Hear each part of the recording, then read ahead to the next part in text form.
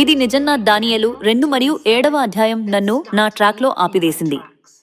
మనం కృప ద్వారా, విశ్వాసం ద్వారా రక్షింపబడ్డామని మరియు క్రీస్తు రెండవ రాకడ అనగా తీర్పు దినమని దృఢంగా విశ్వసించాను. ఏమైనా దానియేలు 2 మరియు 7వ అధ్యాయాన్ని చదివిన తర్వాత నేను గట్టిగా పట్టుకున్న బోధనలు క్రీస్తు విరోధి చేత మనకు ఇవ్వబడిన మనుషుల నియమాలు తప్ప మరొకటి కాదని గ్రహించాను. నాకు కడుపు నొప్పిగా అనిపించెను. నా ప్రపంచం మొత్తం తలక్రిందులుగా మారిపోయింది. ఆ క్షణంలో నాకు అత్యంత ముఖ్యమైన విషయమనగా క్రీస్తు రెండవ రాకడను ఎలా గుర్తించాలో తెలుసుకోవటం. అధ్యయనం చేయుటకు ఎవరైనా ఉన్నందున నేను తరచుగా వెళ్ళాను. నేను ప్రతి పరిశుద్ధ గ్రంథకు వచనాన్ని జాగ్రత్తగా పరిశీలించి ప్రశ్న తర్వాత ప్రశ్నలు అడిగాను.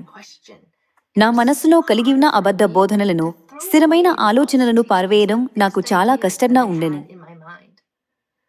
నేను రాజైన దావీదు మరియు అంజూరపు చెట్టును అధ్యయనం చేసిన తర్వాత తండ్రి మరియు తల్లి నాపై జాలి చూపించి ఈ చివరి దినాలలో శరీరధారిగా ప్రత్యక్షమైన క్రీస్తు అన్సామ్ హోం గారు నిజంగా మన దేవుడైన తండ్రి అని గ్రహించుటకు నా మనస్సును తెరిచారు. పరిశుద్ధ గ్రంథకు ప్రవచనాలకు అనుగుణంగా ఎవ్వరూ తమ పుట్టుకను లేదా మరణాన్ని ప్రణాళిక చేయలేరు. చరిత్రను నియంత్రించువారు దేవుడు మాత్రమే. లోకము యొక్క సంఘటనలను నిర్దేశించువారు దేవుడు మాత్రమే. మరియు అనుసంధానించబడిన పరిశుద్ధ గ్రంథపు ప్రవచనములన్నిటినీ నెరవేర్చగలిగేవారు దేవుడు మాత్రమే. క్రీస్తు అన్సామ్ హోం గారు నిజంగా రెండవ రాకన క్రీస్తు.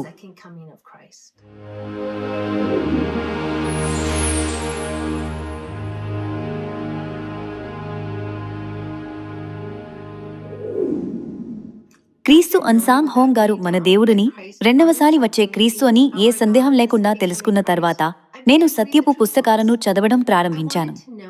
మన తండ్రి మనకు అందించుటకు వచ్చిన ప్రతి వాక్యమును తెలుసుకోవాలనుకున్నాను. గతంలో నాకు అర్థం కాని పరిశుద్ధ గ్రంథపు వాక్యములు ఇప్పుడు నిత్య జీవములకు గల మార్గాన్ని స్పష్టంగా చూపిస్తున్నాయి. నాకు బోధించిన వారికి, నాతో చాలా ఓపికగా అధ్యయనం చేసిన వారికి నేను చాలా కృతజ్ఞుడను. అదే ప్రేమను మరియు దయను ఇతరులకు ఇవ్వాలనుకున్నాను. నేను ఇంతకు ముందెన్నడూ పరిశుద్ధ గ్రంథపు టీచర్ కావాలని కోరలేదు, కానీ ఇప్పుడు కావాలనుకుంటున్నాను. కాబట్టి జ్ఞానం కొరకు ప్రార్థించి శ్రద్ధగా అధ్యయనం చేయడం ప్రారంభించాను. నిజమే, నేను మొదటగా నా ప్రియమైన వారితో శుభవార్తను పంచుకున్నాను. నేను ఇంతకు ముందు ఆదివారపు పాస్టర్లు, ఆదివారపు మిషనరీలు, ఆదివారం సంఘానికి వెళ్లేవారితో చుట్టుముట్టాను.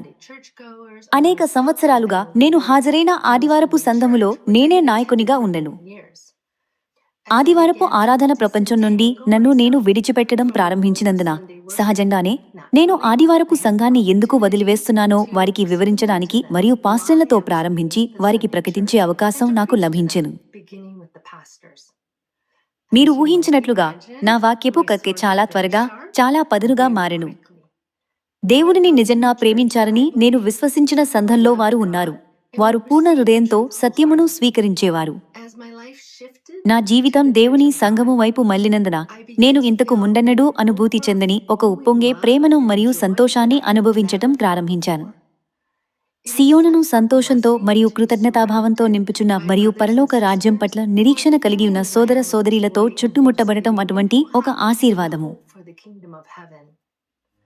మనలను చీకటిలో నుండి బయటకు పిలిచినందుకు మరియు నిత్య జీవమునకు నడిపించే ఈ అమూల్యమైన వాక్యములను మన కన్నులు చూసేలా మరియు మా చెవులను వినేలా చేసినందుకు తండ్రి మరియు తల్లి వారి రాకడ పట్ల నేను హృదయపూర్వకంగా కృతజ్ఞతలు చెల్లిస్తున్నాను.